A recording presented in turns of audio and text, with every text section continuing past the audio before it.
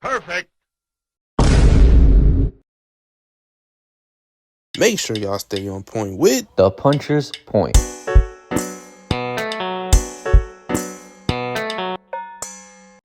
What is good, y'all? Welcome back to The Puncher's Point. Another post-fight episode. We just recently posted the David Benavidez, David Morrell post-fight episode. Now we are on to Claressa Shields versus Danielle Perkins post-fight. The GWOAT, Claressa Shields. She becomes undisputed heavyweight champion. And overall, she did it by unanimous decision, and she did it in entertaining fashion with a last second knockdown before the fight ended. And we're going to get into all of that soon. But first off, shout out to Claressa Shields. Every single time she's in that ring, it seems like she's doing something great.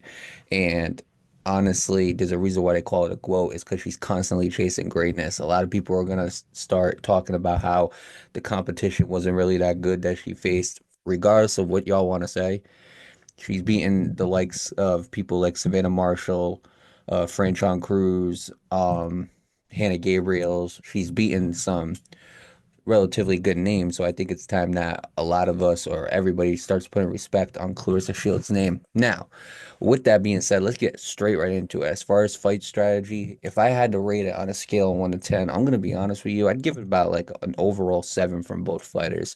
So with Claressa Shields, she mentioned that she had a left shoulder injury and that was kind of stopping her from throwing her jab. But overall, she kept trying to find that right hand. And there were times where I feel like she was trying to find that right hand a little too much and eventually ended up connecting very clean, very powerfully. And it knocked down Perkins, but Perkins got up and then the bell rang. What I really liked about Claressa Shields is she was very, this time she chose to be patient. She didn't choose to be the aggressor. But let me tell you something, when she would get Perkins rocked, she would keep on going. She would start with a left jab and try to come in that way. And I really did respect that. See, we mentioned how Claressa Shields never fought somebody as physically imposing as Danielle Perkins. Well, even though Danielle Perkins was much heavier than her and much bigger than her, Claressa Shields fought like the bigger fighter, and I think that's what got her to win. She was the dominant fighter in that ring. It didn't matter how big Danielle Perkins was, she was the dominant fighter. And Danielle Perkins came into this fight at around 190 pounds. So obviously she had some good weight on Claressa Shields. But I feel like in this fight, Claressa Shields did a very good job of being patient, but when she needed to, being the aggressor as well. Like we mentioned, how good she really is at that. Obviously, she was the quicker opponent, so that definitely had something to do with it. Obviously, Danielle Perkins, one of her weaknesses that I mentioned on the prediction episode is she kind of struggles against quick fighters. And Claressa Shields, there were many moments in this fight where she was just too quick for Perkins. Where I felt like Claressa Shields could have did a lot better at is probably like a little bit more faint, I would say. And then on top of that, not trying to find the right hand every single time. So, there's going to be times where that right hand, it just wasn't going to land. And I feel like she kept on trying to throw, or there were times where she would throw her punches wildly and she would miss some. So I feel like a little more versatility in her punches I would have liked to see in this fight. But overall, that right hand, once it landed, it was trouble. And I mean, that right hook was a thing of beauty. I mean, that is as perfect as a counterpunch as you could possibly get. It's almost too perfect. It was so perfect in that when Perkins got back up, I was like, I don't know how she got back up from that. As a matter of fact, I don't know how she was awake after that. A lot of people are pointing to 190 pounds. That's probably the reason why. But regardless, shout out to Daniel Perkins for getting up and, finishing the fight. Now, as far as what Danielle Perkins could have did better, I feel like Danielle Perkins, she was trying to push the pace. She was trying to be the aggressor, but against Claressa Shields, I feel like there were times where she was a little bit too patient, and there were times where I feel like she didn't capitalize on some opportunities that she could have had. There were times where Claressa Shields was throwing wildly. There were times where she could have took advantage and counterpunched Claressa Shields, and there were also times where she could have been the aggressor and she chose not to. I wish Perkins used her jab a lot more. I feel like in this fight, she didn't use her jab enough, and I feel like that is the reason why she didn't come out with the win in this fight. I also feel like with Danielle Perkins as the aggressive fighter. I would have liked to see her use her weight on Claressa Shields a little bit more. You know, you're 190 pounds. I would have liked to see her tire Claressa Shields out. That way, kind of cut the ring, you know, force Claressa Shields to get into a war with you. And I would have really liked to see Danielle Perkins just kind of give herself opportunities to attack, you know, cut the ring a little bit. Basically, give yourself opportunities to throw some punches at her. And then towards the later round, you start seeing her kind of push Claressa Shields up against the ropes, and you know you start seeing her throw more punches. But I feel like in this fight, I feel like she was a little bit too patient, and she didn't take chances, and she didn't take the opportunities that she had to become the aggressor. So overall, as far as strategy, I'm gonna be honest with you, I give it about a 7. Now, as far as um entertaining it, the fight, I'm gonna say this. I'm gonna give it about like a 7.5. I think the fight was entertaining. However, I feel like it could have been a lot more entertaining. I mean, it was one-sided. If anything, I would give Danielle Perkins maybe at most 2 rounds, and even then, it's arguable. So it was entertaining. You know, obviously the last minute knockdown that definitely helps, and there was one in the fourth where where the ref broke it up, and then Perkins just ended up falling on the canvas out of nowhere. It was kind of weird. It was kind of strange to watch. But a lot of people feel like that could have been also a knockdown, even though it wasn't counted as that. And there were some of the commentators said they were giving that a 10-8 round. And I'm gonna be honest, I agree with them. I feel like that round four should have been a 10-8 because it was just pure domination from Claressa Shields. Um, so overall, I'm gonna give it about a 7.5 as far as entertainment. Now, as far as the stakes, I mean, we're talking about the undisputed women's heavyweight championship. You know, that has never been done before. So I feel like the stakes are gonna be high. And on top of that, Claressa Shields, any card that she is on, any fight that she is having, you know dang well that it's gonna be the stakes are high because everybody's gonna tune in to watch Claressa Shields. We can mention all of the women boxers as of right now, but let me tell you something. When Claressa Shields fights, everybody watches. So as far as stakes, I'm not gonna lie to you. I'd give it about like an 8.5. I feel like when you have Undisputed on the line, when you have Claressa Shields fighting, you know, and then on top of that, you bring more attention to that card, you know, to the fight itself. And I feel like because of those types of stakes, I mean, what's at stake? I mean, Claressa Shields, number one pound for pound women's boxer, undisputed heavyweight championship on the line. But on top of that, you're also talking about two undefeated heavyweights or your two undefeated women boxers battling, risking their, you know, zero. So I'm gonna give it about an 8.5. And then as far as impact, well, so Claressa Shields does what she's supposed to do and ends up beating Danielle Perkins. How does this impact women's boxing? Well, now since she's undisputed, she has options that she could take. She talked about after the fight fighting Franchon Cruz or Hannah Gabriel's Savannah Marshall rematch. And I feel like she's got a lot of options. Obviously, there's some people that want to see her versus Alicia Baumgartner. Not me. I don't want to see that fight. But she does have options, and I would really like to see what she does with those options. Some people are saying Michaela Mayer.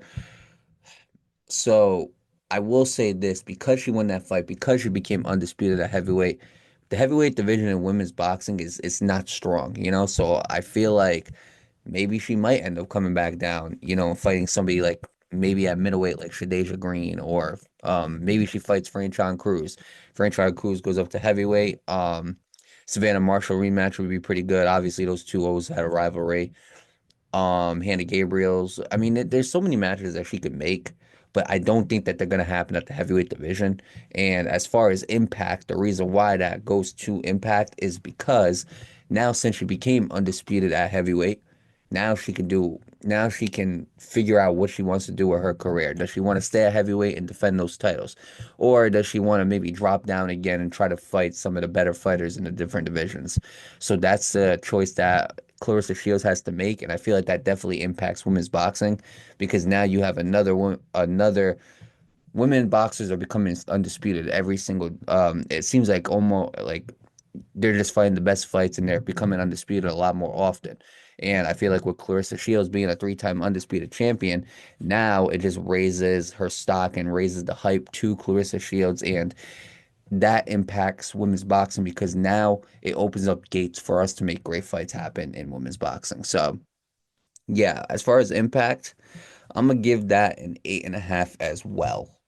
So with that being said, when you grade this fight, it is going to be a 7.88. That is a three-way tie for third place. So on top of this fight is Benavidez versus Morrell, Alexander Usyk versus Tyson Fury 2, and then tied with Claressa Shields and Danielle Perkins are Jesse Rodriguez and Pedro Guevara, and Liam Paro and Richard Hitchens, Richardson Hitchens, excuse me. Both of those are 7.88, along with Claressa Shields versus Danielle Perkins.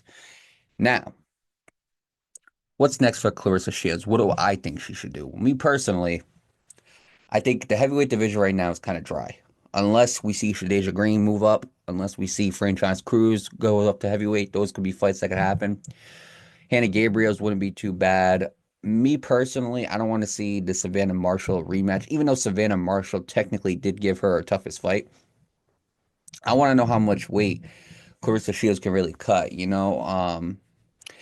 And in my opinion, I wouldn't mind seeing her versus Michaela Mayer. Michaela Mayer bumps up to 154. Michaela Mayer, obviously former two-time or two-division champion, I believe it is. So when you really look at it that way, I feel like that's a fight that they can make. And a lot of people want to see Alicia Baumgartner, but the problem is I don't think Alicia Baumgartner can cover her weight, and Claressa Shields can drop so much to the point where they meet. I don't think that fight's ever going to happen.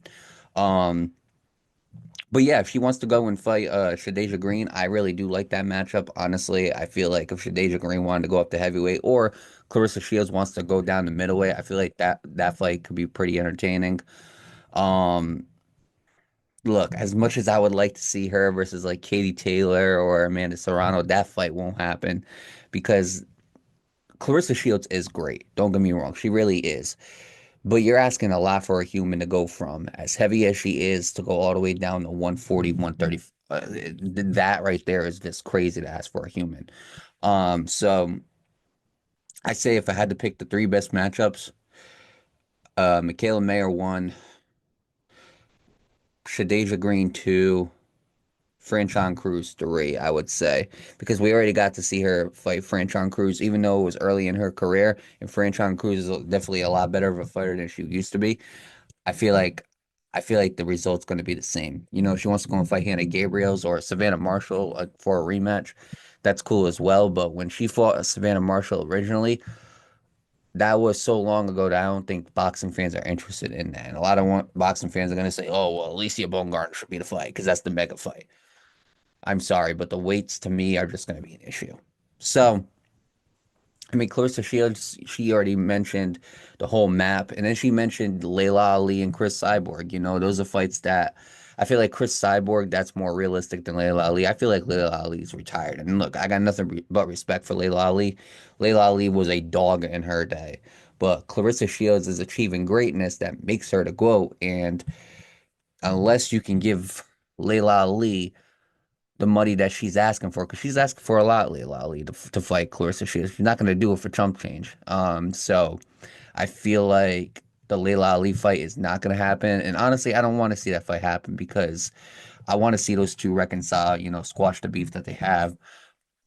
And as far as Chris Cyborg, it would be interesting to see how Chris Cyborg would translate to boxing, but the result's going to be the same either way. Claressa Shields is going to win, and I would rather see that. I would rather see Claressa Shields build up her MMA resume and then go fight Cyborg. But overall, if I had to pick one fight, her versus Michaela Mayer, I feel like could definitely happen at like around 150 pounds. You know, maybe Elisa Baumgart could make that weight. I'm not sure, but Claressa Shields versus Michaela Mayer at 150. I think that would be a very good fight, and I think it would be a fight that draws a lot of attention. So, with that being said, we're just gonna have to wait and see what happens with Claressa Shields from here. You know, obviously, Claressa Shields, she's riding a heat wave between the movie, her new relationship with Papoose. That's obviously something that's storming the internet. Undisputed heavyweight champion, you know, undefeated, all this type of stuff. Claressa Shields is making waves, you know, and I really am glad that Claressa Shields is active in boxing now. She's not taking these layoffs. I'm glad that we get to see Claressa Shields back in the ring a lot more often.